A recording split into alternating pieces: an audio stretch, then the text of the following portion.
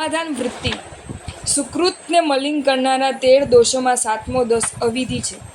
ધર્મને આચરવો છે તે ધર્મને વિધિને જાણવાની કાળજી નહીં, એ ધર્મના વિધિનું જ્ઞાન મેળવવાનો પ્રયત્ન નહીં, ધર્મમાં થતો અવિધિ ખટકે નહીં અને ધર્મના વિધિ પ્રત્યે બિલકુલ બહુમાન નહીં. એ શું ધર્મને માટેની લાયકાત છે?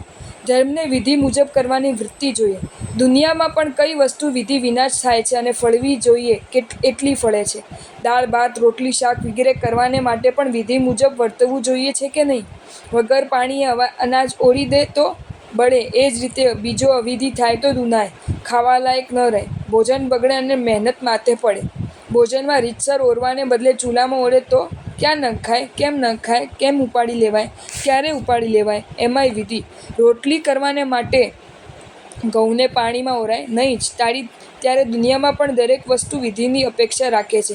જ્ઞાનીઓ ફરમાવે છે કે ધર્મક્રિયાને પણ વિધિ મુજબ કરવાનો પ્રયત્ન કરવો જોઈએ. આજે ધર્મક્રિયા કરનારાઓમાં પણ મોટા ભાગ એવો છે કે જે જેટલી ક્રિયાઓ કરે છે તે બધી જ ક્રિયાઓનો વિધિનો યથાસ્થિત ખ્યાલ પણ નથી. ઘણા કહે છે કે કરીએ છીએ પણ વિધિની ખબર નથી. આજે ઘણાઓને વસ્તુ ધર્મ કરવો નથી અને ધર્મ કર્યો એવો સંતોષ માનવો છે. અવિધિ એટલે? શાસ્ત્ર ફરમાવે છે કે વિધિશ્ચ શાસ્ત્રોક્તમ મર્યાદાયા પ્રવર્તનમ તદ્ભાવોય વિધિ. શાસ્ત્રે કરેલી મર્યાદા મુજબ પ્રવર્તન કરવું એ વિધિ અને એની અભાવ એ અવિધિ. શાસ્ત્રે કરવા લાયક ક્રિયાને જે રીતે કરવાની કહી તે મુજબ નહીં કરતા ફાવતી રીતે ગમે તેમ કરવી એ અવિધિ છે. વસ્તુનો ખ્યાલ હોવા છતાં પણ વિધિના રાગ અને અવિધિના ત્રાસ વિના જો અવિધિ સેવાય તો એ માર્યા વિના રહે નહીં, અવિધિ થઈ જાય. એ વાત જુદી છે અને અવિધિ કરવી એ વાત જુદી છે. વિધિને જાણવા છતાં પણ વિધિની ઉપેક્ષા કરે, કોઈ વિધિ બતાવે તો કહેશે બહુ સારું, આમ પણ થાય, અને અવિધિનું એમ સ્થાપન કરે તો તે માર્યો જાય. અવિધિ જાણ્યા પછી પણ એમાં રસ રહે, વિધિ મુજબ કરવાની વૃત્તિ જન્મે નહીં, અવિધિ ડંખે નહીં તો સારી પણ ક્રિયા મારે. શાસ્ત્રના પ્રણેતાઓને દુનિયાને ધર્મી બનાવવાની ઘણી કાળજી હતી. આજના આ વિધિય પંથીઓને એ પુણ્ય પુરુષો કરતાં ઉપકાર બુદ્ધિ વધી જશે, માટે વિધિના બહુમાન વિનાના અવિધિને પોષતા હશે. કેમ?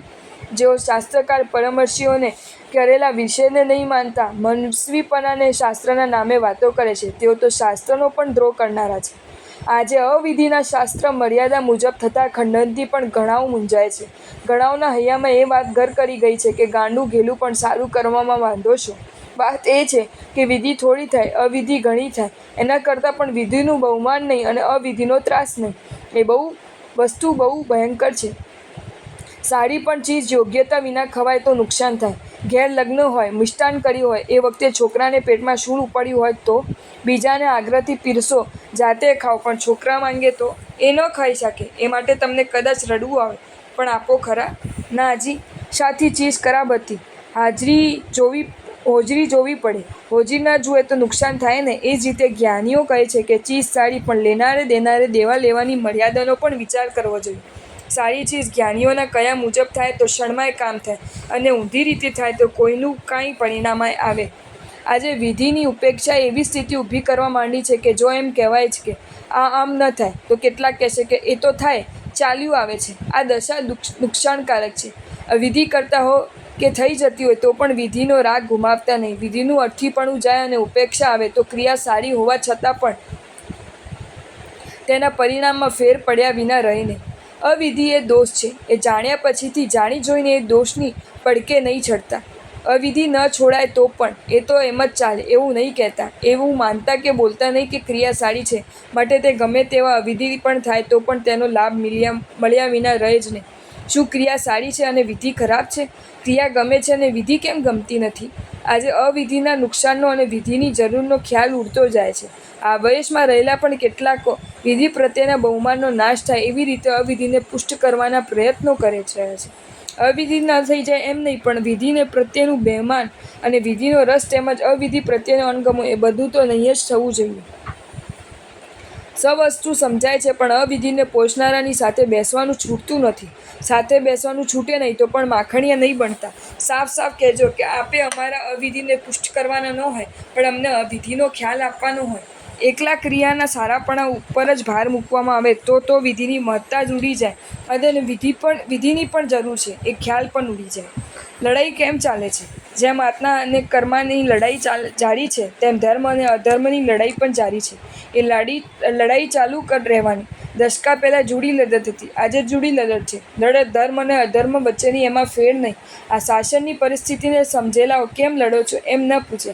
હા, ખોટું લડનારાને જરૂર કહેવું કે ખોટું કેમ લડો છો, પણ આજ તો કહેશે કે દોઢ વાક વગર લડાઈ હોય. વિચાર કરો તો સમજાય કે એકનો વાક પણ લડાઈ હોઈ શકે. ભાડું આપે નહીં, માલિક ભાડું માંગે, ભાડૂત ગાળો દેવા માંડે. માલિકને લડવું પડે, ત્યાં વધારે વાક ક્યાં રહ્યો? એમાં કોઈ ડહાય પણ કરવા જાય કે હટી જા હશે ભાઈ, કજિયો ન કર, તો ઘરના માલિકને કહેવું પડે કે હટી જા, કજિયો શાણો છે તે સમજે છે. તે જ રીતે અહીં પણ આખી હકીકતને નહીં જાણનાર અને સાચી હકીકત જાણવાની પરવા વિનાનો જો ડાયો પણ ઢોળવા આવે તો તેમને આઘા કરવા પડે. અમારા પૂર્વજો અધર્મની સામે લડતા આવ્યા છે. આ પુસ્તકોમાં ધર્મ અધર્મની લડાઈઓ ભરી છે. એ લડાઈનો એ જ પ્રતાપ છે આજે સુધી માર્ગ ડોલાયો નથી. તમને લાગે છે અમુક ખોટું લડે છે તો તેને જોઈને કહો કે ખોટું કેમ લડો છો, પણ ઉન્માદના ઉન્મૂલન અને સન્માર્ગના સ્થાપનરૂપ લડાઈને બંધ કરવાનું કહો નહીં. અવસરે પણ તેમે નહીં કરવાનું કહો. એ ડહા પણ નથી. અણસમજુ હોય તો એમ જ કહે ને, આ અણસમજુની વાત નથી પણ દોઢ ડાયોની વાત છે. જો તમને આ વિડીયો ગમ્યો હોય તો આ વિડીયોને લાઈક કરો અને મારી ચેનલ જૈન ફેક્ટ્સ એન્ડ સ્ટોરીઝને સબસ્ક્રાઈબ કરો. ધન્યવાદ.